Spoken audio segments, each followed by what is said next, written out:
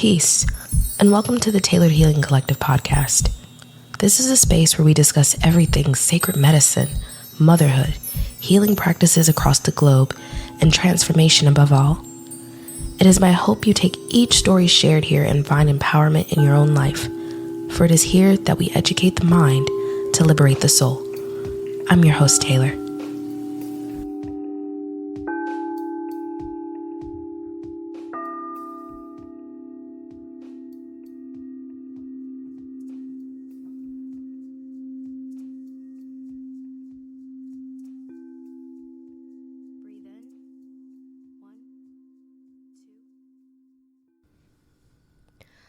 Welcome to another episode of the Tailored Healing Collective podcast. Today's episode is called Unearthing Hidden Wisdom, Applying Secrets in the Real World. So today we're diving deep into the world of hidden esoteric wisdom and how we can learn to apply ancient secrets in our everyday lives. So sit back, open your mind, and let's embark on this new path about the deep esoteric secrets in the world. So to begin our exploration, let's first understand what we mean by hidden wisdom and why it's relevant in our modern world. Hidden wisdom encompasses ancient teachings, mystical insights, and age-old knowledge that's been passed down through generations. It's a treasure trove of wisdom just waiting to be discovered. Now, when I first started delving into these mysteries, I'm going to be honest, it was back connecting to that LSD experience again. And I no longer saw the world as just one thing. Suddenly, during that time, it became many things. I was able to send my mind beyond the current circumstances that it was in. Because you see, our reality is nothing but a projection of everything around us based off of what we would either like to experience or what we have experienced. It's just your brain picking up little pieces from other parts of your brain. And so obviously we have a time where somebody picked up on that and they went and studied the mind on a deeper level. And, some of the greatest world philosophers that we know of on the general stage, like Socrates or Plato, reading the Odyssey or the Iliad, those push your mind to not just evaluate who you are right here and now, but what you could be, what you've been, what you will do. And this connects to science at the end of the day. It is a very spiritual journey. And I feel like in the spiritual community, we don't talk enough about the science behind things anymore. Almost as if taking the observation part of it all is taking away from the spiritual. And I honestly, over the years, I think that you are able to implement both.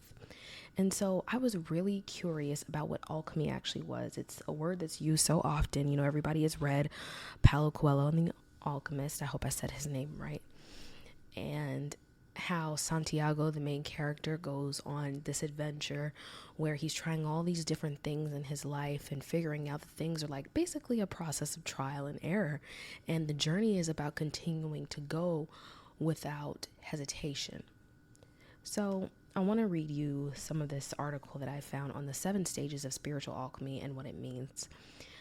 Spiritual alchemy is an ancient occult practice that seeks to liberate the soul from its attachment to matter. So there are 7 stages to this process, and stage 1 is called calcination. Now, the first stage of spiritual alchemy is known as the black stage. The color black represents chaos, that which is hidden and buried in the material of the unconscious. It also refers to the materia prima, which is the idea in occult scientists that all matter in the universe emerged from original primitive base. Now, when I'm really going deep into thinking about the universe, I think about being born through my mother's womb. And of course, we have people have questioned over time, well, where did we come from before that? Were we just these souls floating, in the ether somewhere? And then one day we just decided to take form inside of our mother's bodies. But this is where the whole scientific part comes in, because again, you're combining both worlds, because our physical bodies, that is just the material. But if we were ethereal before that happened, then all the cells, all the little pieces that make our body is essentially nothing. Like, in the movies when you see somebody like evaporate and, they're in the distance, and you're like, oh, their bodies are just gone. That's the way that I think that we come into this world. And why a lot of people don't have specific memories of their birth or getting here, because eventually we moved from just a thought, like creation, like when you're manifesting something, into the physical. So hearing that the color black and chaos represents the first stage of alchemy makes complete sense, because I believe in a part, maybe not in a whole, but in chaos theory, which is the blending of all elements together in order to make something. And they actually had this really beautiful movie that Disney released called Elementals that I actually loved so much, because it showed all the different elements living in harmony, even though they thought that they should not mix. And I know it's a very We Are the World type thing, but no, seriously, because when you think about people as elements and them carrying different energies that oppose each other, we always look at that as a negative thing most of the time.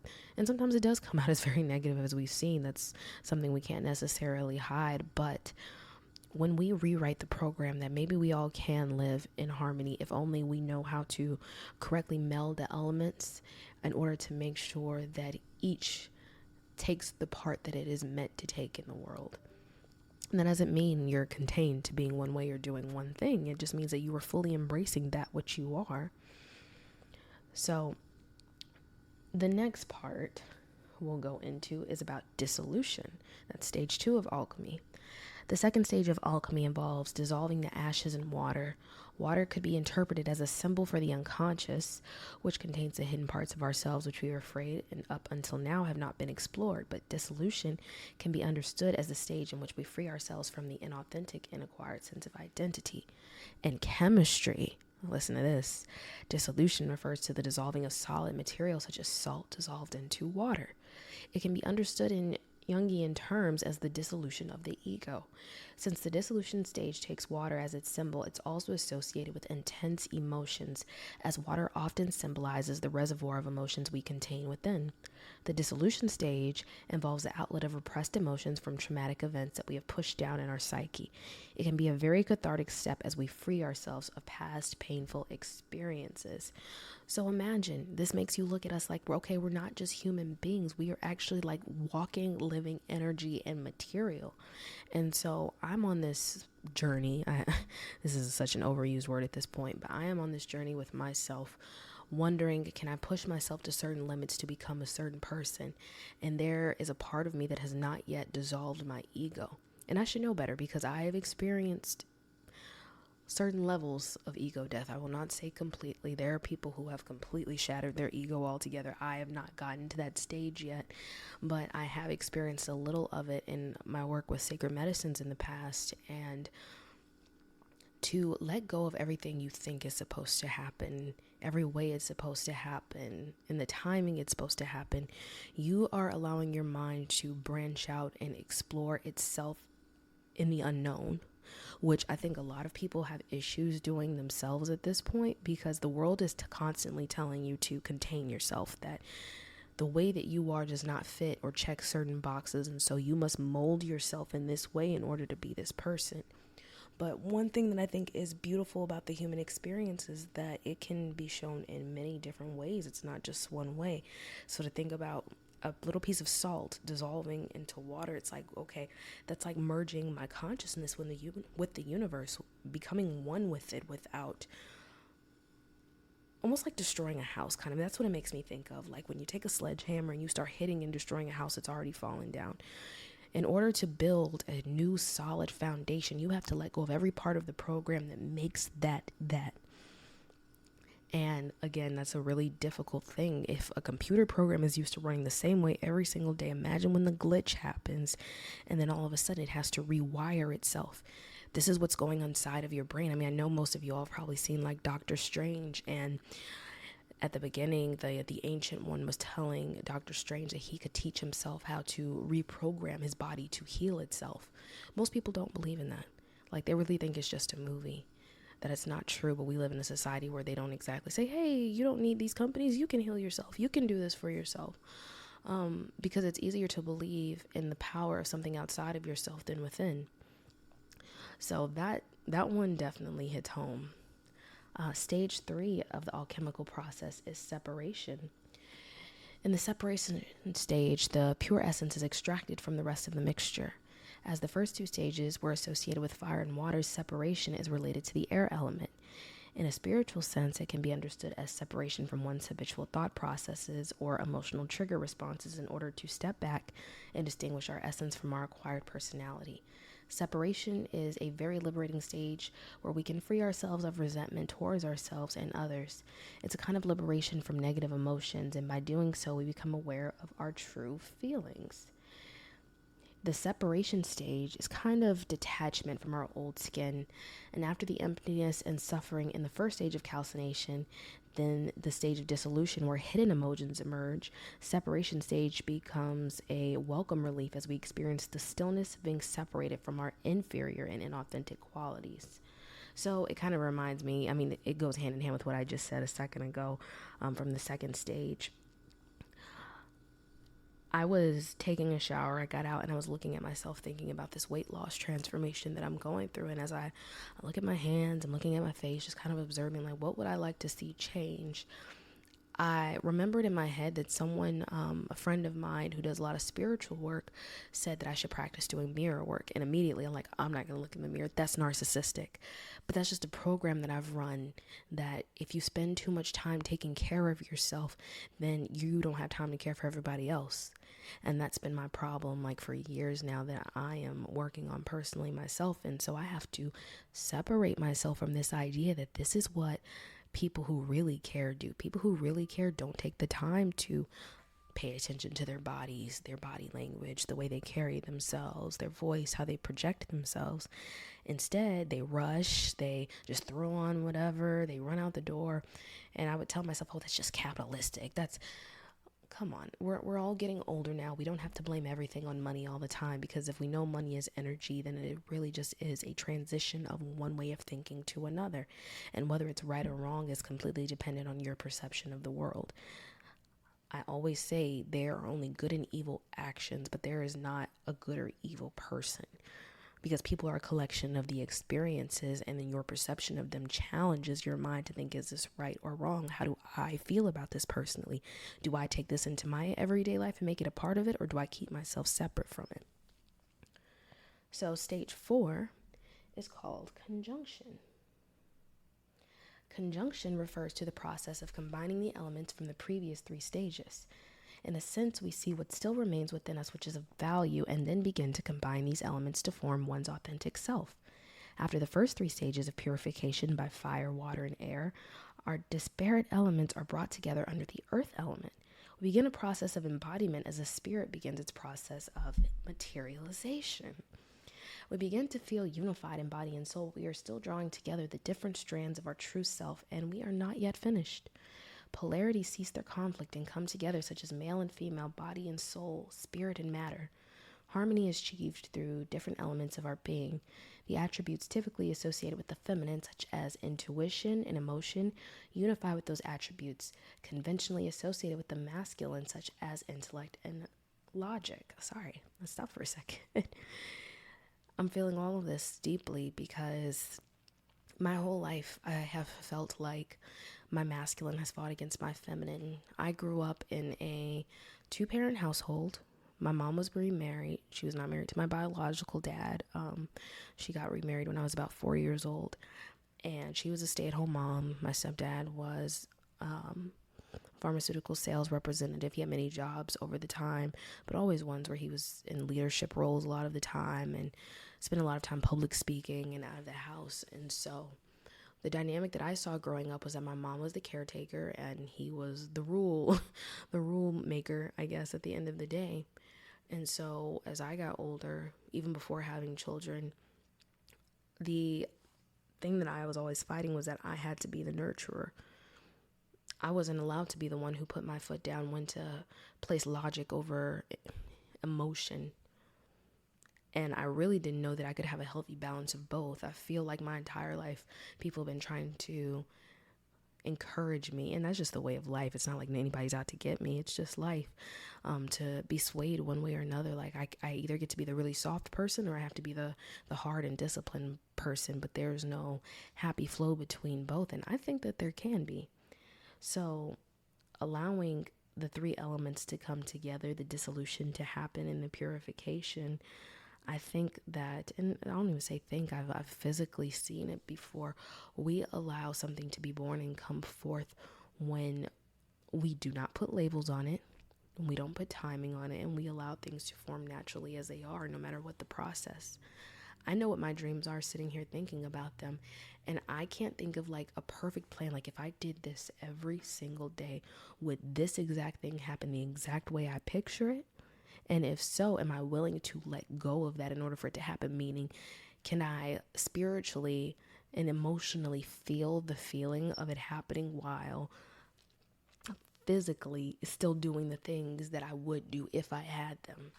And I listened to enough law of attraction speeches over the years to know that it is a merging of the two, getting in tune with the self and then dissolving the part of the self that wants to be material so that it can become material. It's very, very interesting. Stage 5, putrefaction and fermentation. Putrefaction or fermentation is the 5th stage and describes the decay of one's old self and the rebirth of one's true self. The first 4 stages involve discarding our old and authentic self and drawing together the authentic elements within us. At this stage, however, we catch a glimpse of a more refined, authentic self. The stage can be linked to the rebirth of the phoenix from its own ashes. The process can be split into 2, putrefaction and spiritualization. Putrefaction is the rotting away of our former selves as the superfluous is let go. Putrefaction can be a difficult stage and can involve strong feelings or depression or despair as we fear losing our identity, which is associated with our old self. Now, this automatically took me, I'm a Harry Potter nerd, and one of the movies, I actually watched them recently, was The Rise of the Phoenix?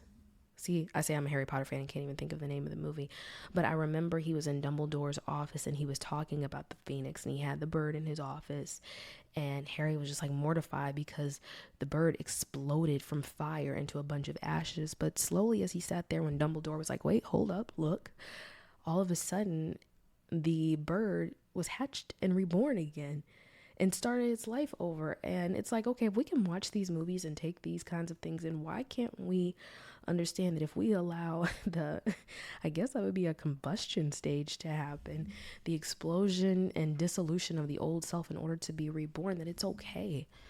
I mean, I think those are one of the greatest lessons that I've learned when I did have ego deaths before, was that you have to let go of the old person in order to become a new one. And this rebirth process will happen again and again. I also have a Scorpio rising, so it's like my entire appearance to the world is that which is constantly reborn. And then teaching that process as well. I can say for one that I am extremely afraid to watch certain versions of me die because I'm so attached to her. I'm attached to being the nurturer. I'm attached to never saying no. I'm attached to thinking that I deserve less than I know I do because I've been taught and followed programs where it says that you can make yourself small and everything will be okay. If you shine too brightly, if you speak your truth, if you say what's on your mind, you might outshine everybody. And I don't mean that like in the sense where people cannot individually have their own lights, but I am afraid of shining my light. And that is something I'm working through. And I have to really get what I just read to you all, which is that if I don't fully allow her to die, how is the new one ever going to be reborn? I'm not even giving her a chance. There's a whole new soul or part of my soul that is waiting to emerge and become new, but I am so holding on to this version that is not her.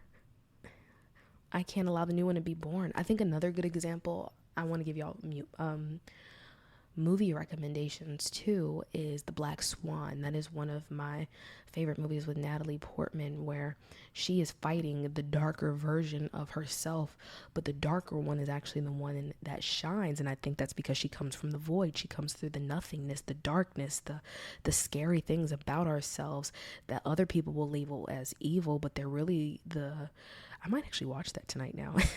It's actually the part of us that is longing to be born again. And that's where the darkness comes from, because it's actually just light at the end of the day. It's entrapped light that we're allowing to burst through because our bodies are combusting and we're letting something new come forth. So that was a lot. Moving on, the next stage 6, is distillation. The distillation stage is the stage where all impurities are removed and nothing is left but the essence. In chemistry, distillation involves boiling and condensation to separate components and is commonly used in desalination. A liquid is boiled until it evaporates as the steam condenses. The essence is liberated from the matter. It marks the point at which our essence becomes spiritualized. In other words, in spiritual alchemy, distillation is a metaphor for the actualization of one's spirit.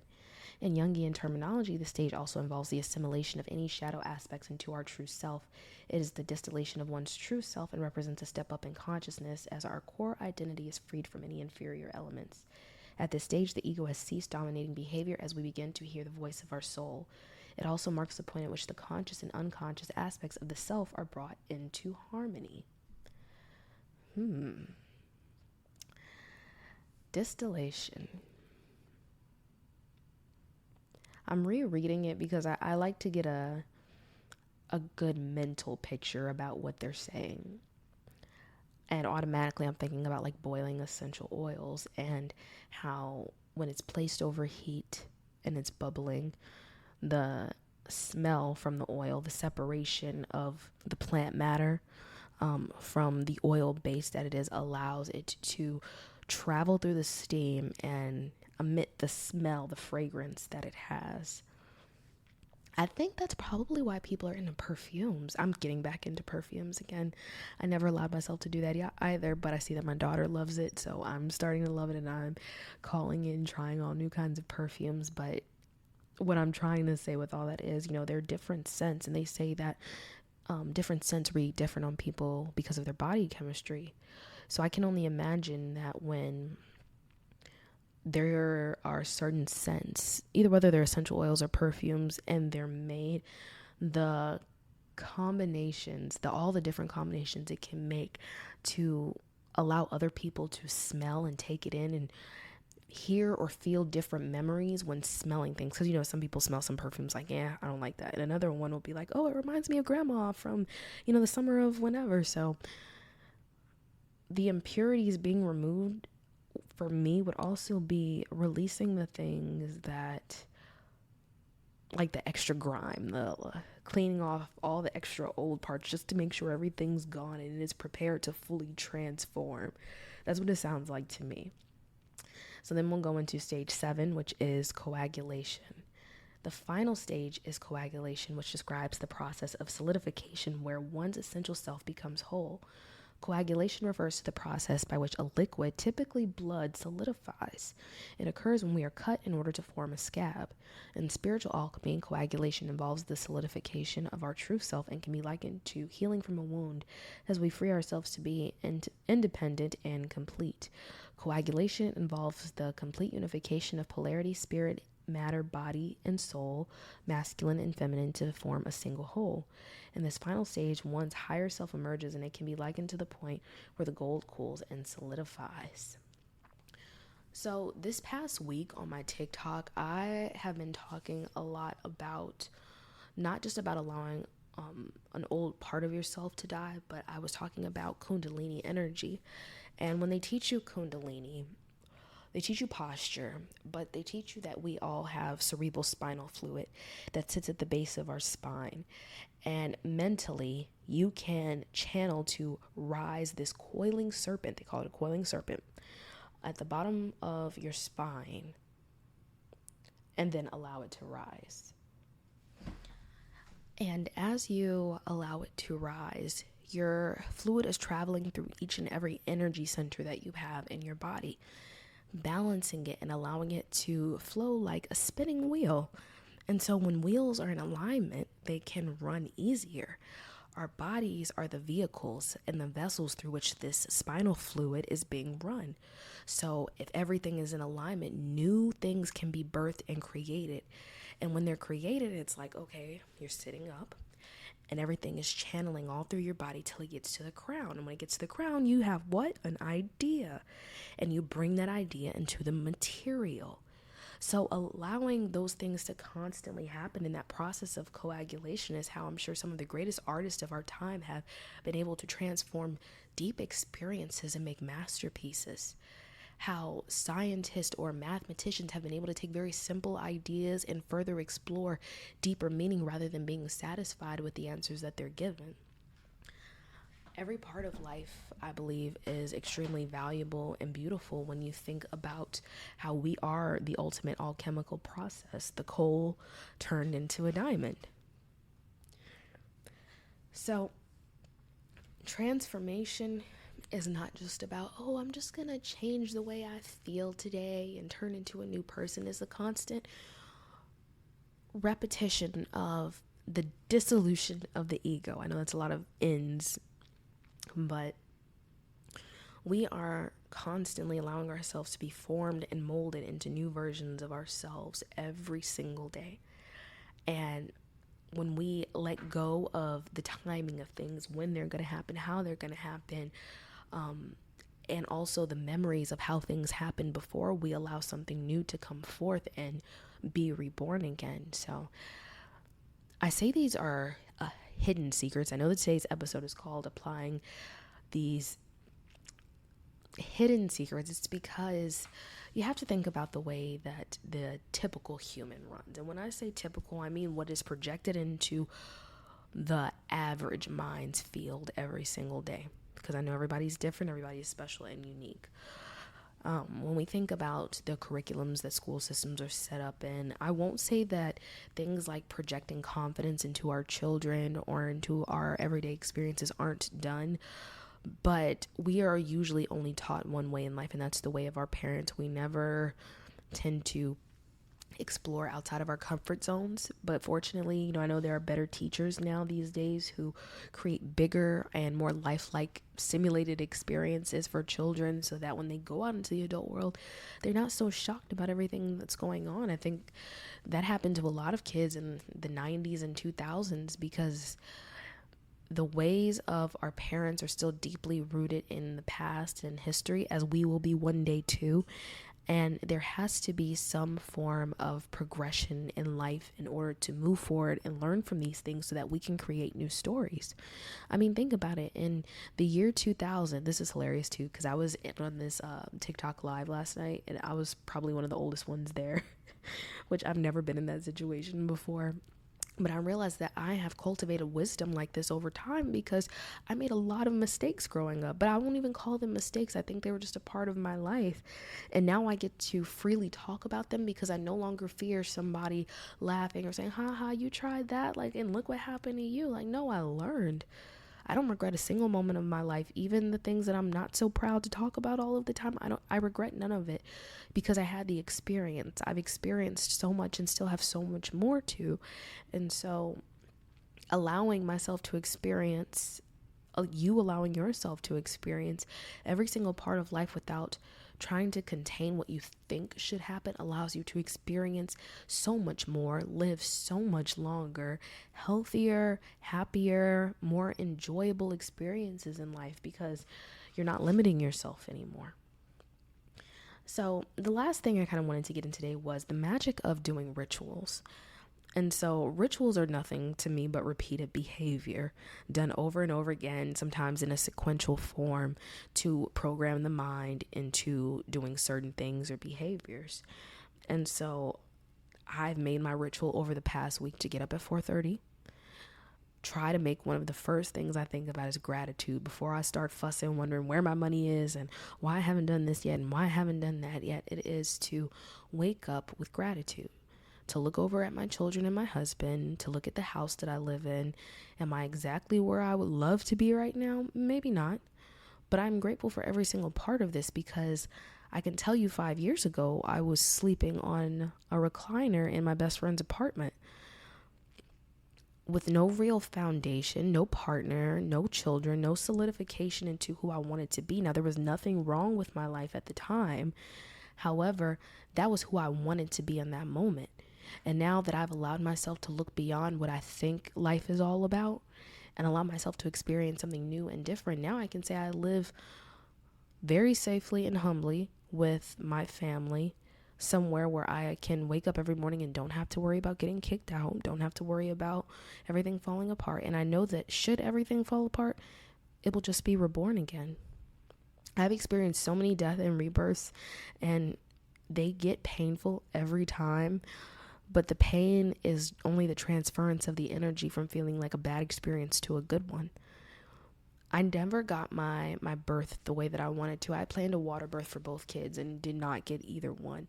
But I will say they were significantly different because with my son, there was a lot of fear.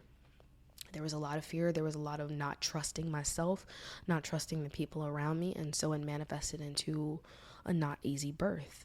Mind you, my son is healthy and glowing now, but it didn't feel like that in the moment, and that made me a little more confident in my ability to birth a natural way the next time. Now, I did end up in a hospital again, which was not my original plan. However, I had a beautiful natural birth with my daughter. It was beautiful. I think I was in labor for maybe 12 hours, and there was fear involved in that too, so I'm not fooling you guys. It was very difficult. My husband wasn't there. It was just me and my doula.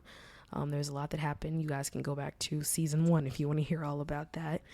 But her birth was so beautiful, and I was able to say, hey, I did that. I pushed forth this creation, this idea I had, this little girl. I brought her forth from one realm to another. Look at what I can do. And now, when I see these things I say I want to achieve, now I'm like, if you can carry a life inside of you for 9+ months, what makes you think you can't do other things? And me, I'll stay attached to the old version, like, oh yeah, I can't do that though, because, I never did it before, and I've never seen a YouTube video of anyone doing it before, and I don't know. And, when I said it to my friend, she wasn't so sure, and I'll come up with all these reasons, and I stand in my own way every time. We all do. Allowing ourselves to be reborn from the ashes is how we continue to repeat the cycles of life in the way that they're supposed to, meaning that the transitions become easier when we learn to flow. The process of alchemy is all about allowing ourselves to transform, to create new programs, create new rituals, create new cycles. My ritual is telling myself, you will live a longer and healthier life if you get up and dedicate just 45 minutes to an hour of moving your body, strengthening your body. There's so many things you say you want to do. How are you going to do it in the shape you are now? That doesn't mean you're a bad person. It doesn't mean you're stupid. It doesn't mean you're weak. It means it's time for you to get stronger. And there's nothing wrong with working on yourself to getting stronger. So I really appreciate that.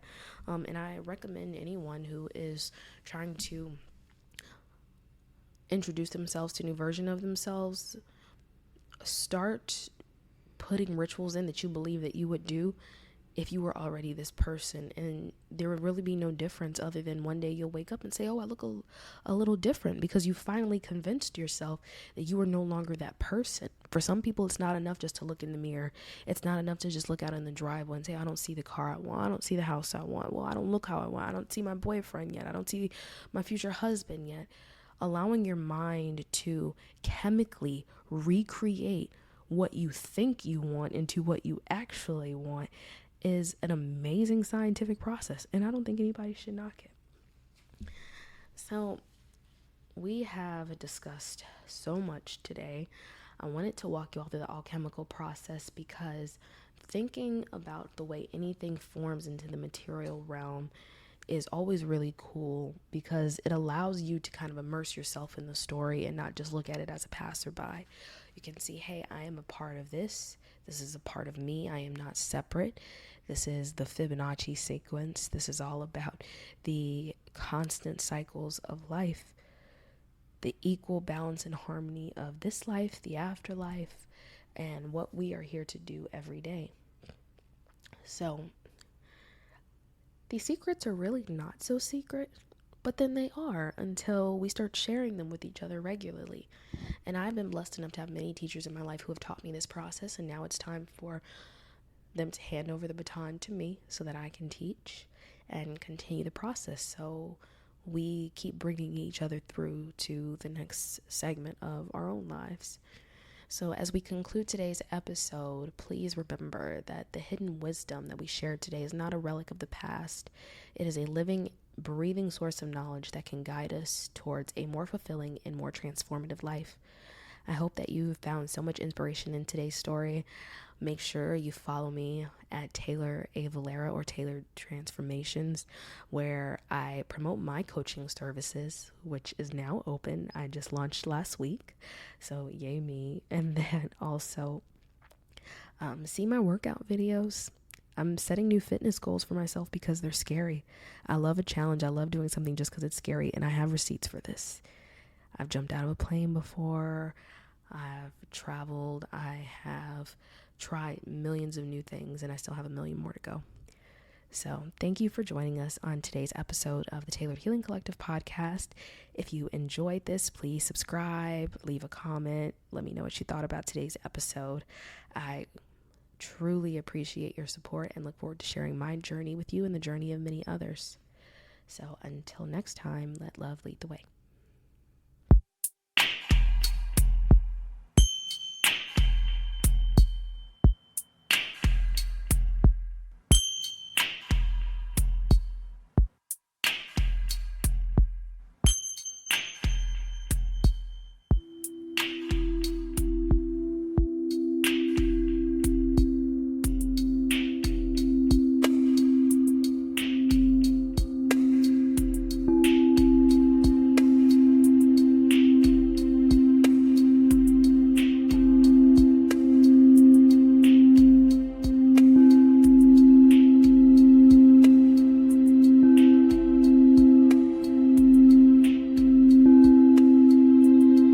From the old, I have a crown of success. I am sure of what is coming, and let the universe do the rest. I don't know how, I don't know when, but I manifest what I want again and again. I don't know how, I don't know when, but I manifest what I want again and again. I don't know how, I don't know when, but I manifest what I want again and again. Time is a dimension that we enter when we choose to align with self that's divine. It first exists inside of our minds. I don't know how, I don't know when, but I manifest what I want again and again. I visualize my desires